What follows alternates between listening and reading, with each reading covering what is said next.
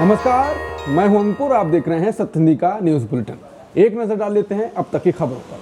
तमिलनाडु विधानसभा चुनाव से पहले बीजेपी अपनी एनडीए गठबंधन को मजबूत करने में कामयाब नहीं हो पा रही है।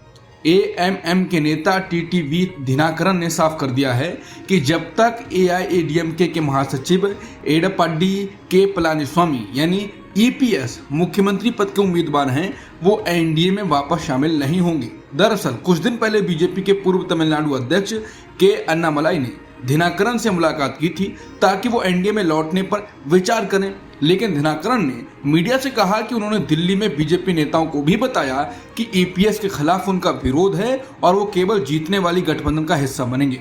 इसके अलावा पूर्व एआईएडीएम के नेता ओ पनीरसेल्वम यानी ओपीएस भी ईपीएस के रहते गठबंधन में शामिल होने के लिए तैयार नहीं है। ओपीएस ने यह जरूर कहा कि अगर बुलाया गया तो वो वरिष्ठ एआईएडीएम के नेता के सेंगोत्तयन से मिल सकते हैं। बीजेपी के लिए यह चुनौती बनी हुई है क्योंकि केवल एआईएडीएमके और बीजेपी ही मुख्य सहयोगी हैं।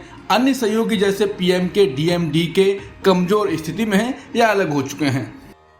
केंद्र शासित प्रदेश लद्दाख की राजधानी लेह में हुई हिंसा को लेकर उपराज्यपाल कविंदर गुप्ता का कहना है कि इसके पीछे बहुत बड़ी साजिश थी। लेह में बुधवार को युवाओं का विरोध प्रदर्शन हिंसक हो गया, जिसमें 4 लोगों की मौत हो गई और कम से कम 50 लोग घायल हो गए, कहीं 90 बताए जा रहे हैं। इसी पर उपराज्यपाल ने न्यूज एजेंसी एएनआई से कहा कि लद्दाख में जो कुछ हुआ वो दुर्भाग्यपूर्ण है। उन्होंने कहा कि हमने अपने पुलिस वालों को सिर्फ लाठियां देकर भेजा था ताकि भीड़ को रोका जा सके, क्योंकि इस भीड़ के पीछे बहुत बड़ी साजिश थी। उपराज्यपाल ने दावा किया कि इसमें बाहर से भी लोग शामिल थे। इलाके की स्थिति को लेकर उपराज्यपाल ने कहा कि धारा 144 लागू की गई है और एहतियातन स्कूल कॉलेज बंद किए गए हैं। उम्मीद है कि जल्द ही माहौल सामान्य हो जाएगा। बता दें, प्रदर्शनकारी लद्दाख को पूर्ण राज्य का दर्जा देने और 6ठे शेड्यूल के प्रोटेक्शन की मांग कर रहे हैं।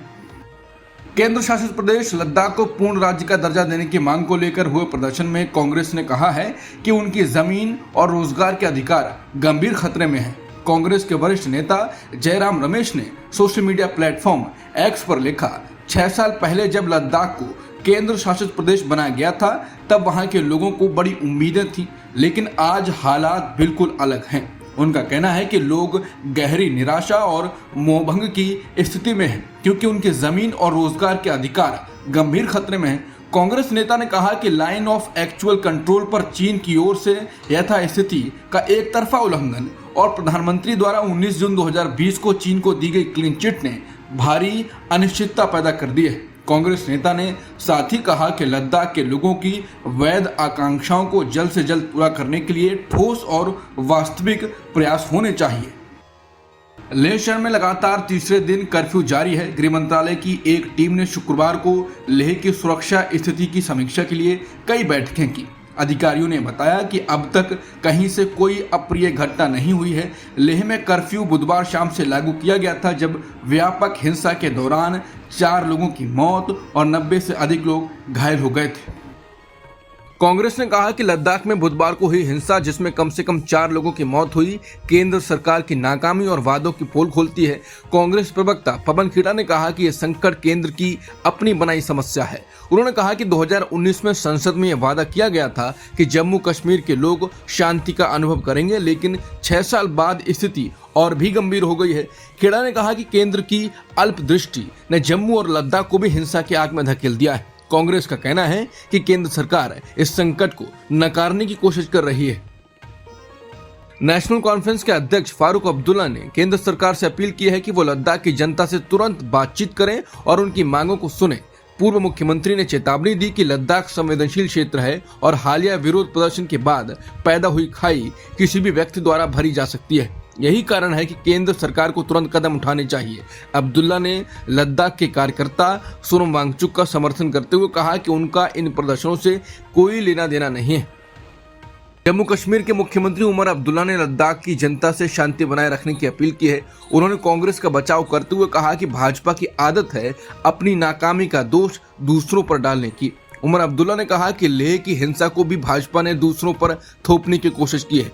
उन्होंने कहा कि लेह प्रशासन को सोचना चाहिए कि शांति बनाए रखने के लिए जरूरी कदम समय पर क्यों नहीं उठाए गए। उन्होंने सवाल उठाया कि अगर कांग्रेस इतनी ताकतवर होती कि दंगे करवा सके तो अक्टूबर 2020 की काउंसिल चुनावों में भाजपा क्यों जीती और कांग्रेस बुरी तरह क्यों हारी। मुख्यमंत्री ने आरोप लगाया कि भाजपा की हमेशा की आदत रही है अपनी नाकामी का ठीकरा दूसरों पर फोड़ने का। अमेरिका के राष्ट्रपति ट्रंप ने पाकिस्तान के पीएम शहबाज शरीफ और पाकिस्तानी सेना के प्रमुख फील्ड मार्शल आसिम मुनीर से व्हाइट हाउस में मुलाकात की। ओवल ऑफिस में हुई इस बैठक में अमेरिकी उपराष्ट्रपति जेडी वेंस और विदेश मंत्री मार्को रूबियो भी शामिल हुए।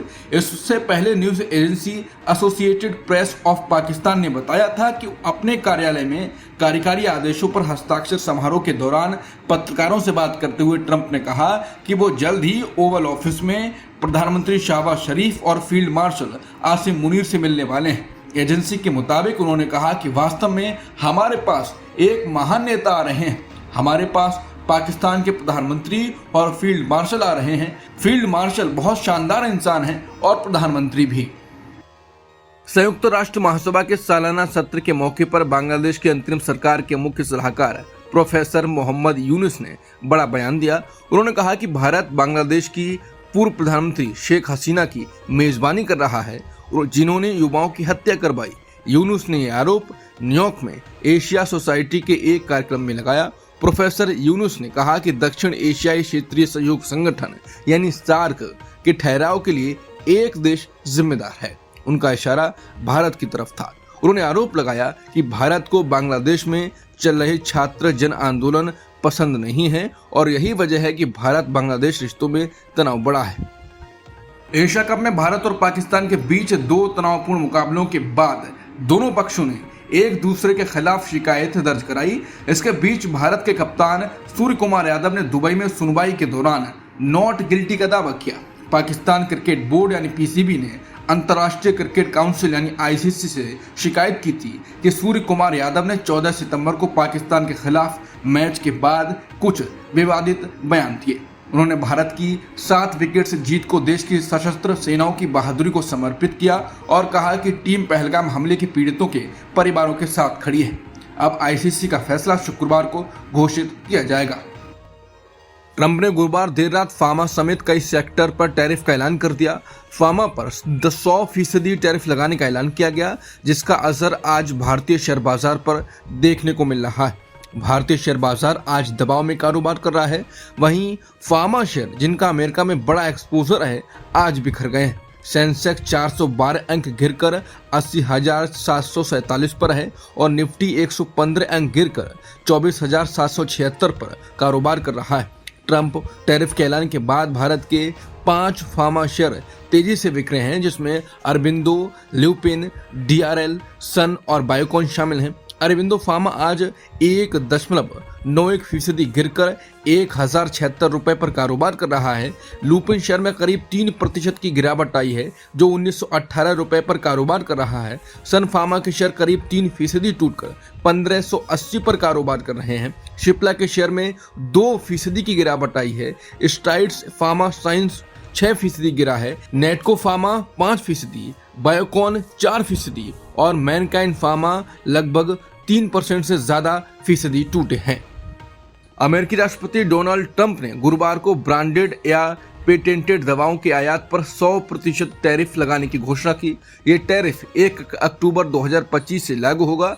अगर कोई कंपनी अमेरिका में फार्मास्यूटिकल मैन्युफैक्चरिंग प्लांट लगा रही है तो उसे इससे छूट रहेगी। ट्रंप ने यह घोषणा अपने ट्रुथ सोशल पोस्ट के माध्यम से की, जिसमें उन्होंने निर्माण को ग्राउंड ब्रेकिंग या अंडर कंस्ट्रक्शन के रूप में परिभाषित किया। ये घोषणा भारतीय दवा उद्योग के लिए बड़ा झटका साबित हो सकती है, क्योंकि अमेरिका भारत की जेनेरिक दवाओं का सबसे बड़ा बाजार है। 2024 में भारत ने अमेरिका को 31,626 करोड़ रुपए मूल्य की फार्मास्यूटिकल उत्पादों का निर्यात किया था, जबकि 2025 की पहली छमाही में यह आंकड़ा लगभग 32,505 करोड़ रुपए तक पहुंच गया।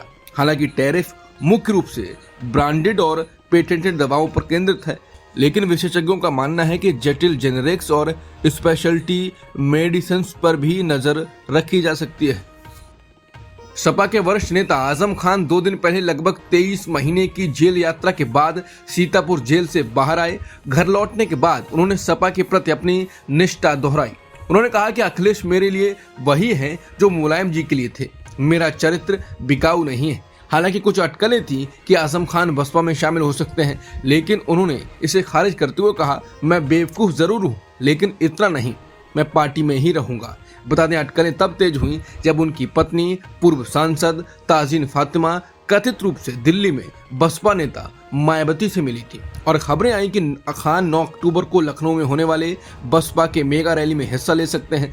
बसपा ने फिलहाल इस मामले पर कोई स्पष्ट बयान नहीं दिया। इसी बीच आजाद समाज पार्टी कांशीराम के अध्यक्ष चंद्रशेखर आजाद ने कहा कि वो जल्द ही आजम खान से मिलेंगे। चंडीगढ़ एयर फोर्स स्टेशन में शुक्रवार को भारतीय वायुसेना के मशहूर MiG-21 जेट विमान का विदाई समारोह आयोजित किया गया। ये विमान, जिसे 1960 के दशक में भारतीय वायुसेना में शामिल किया गया था, देश की वायु शक्ति को जेट युग में ले जाने वाला पहला विमान था। 6 दशकों की सेवा के बाद MiG-21 के अंतिम स्क्वाड्रन 23 के विमान, जिन्हें पैंथर्स के नाम से जाना जाता है, आज उसको भव्य समारोह में विदाई दी गई। पंजाबी गायक और अभिनेता दिलजीत दोसांझ को इंटरनेशनल एमी अवार्ड्स 2025 में नामांकन मिला है।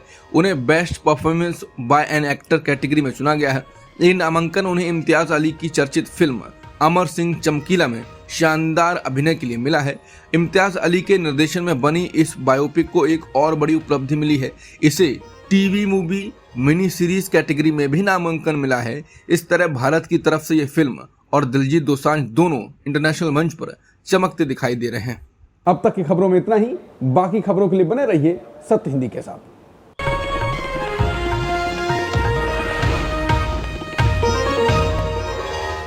Copyright disclaimer under Section 107 of the Copyright Act 1976. Allowance is made for fair use for purposes such as criticism, comment, news reporting, scholarship, and research. Fair use is a use permitted by copyright statute that might otherwise be infringing.